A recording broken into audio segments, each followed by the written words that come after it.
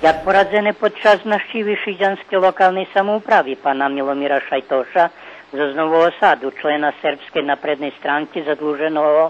za nacionálne menšiny na úrovni Vojvodiny, predstavníci kulturno-prosvitného društva Đura Kiš prisustvovali včerajšie schádzky formovania toho sovita i u Šídze, gdje dogovoreni i plan aktivnostov. Milomír Šajtoš, predsjedateljovi opštini Šid, Nikolovi Vasićovi pod čas jeho návštevy Šidu na pamjatku uručil maljuno gromka pana Romka Makaja z Kocura z motivom rodzenej hiži našoho vyznačného pisatelja Đuripa Parhaja. A u Ramikoch pririchtujúcich zmahaňov za nové fotbalské peršenstvo u opštinskej fotbalskej ligi Šid OFK Bikić perše zmahanie na svojim stadione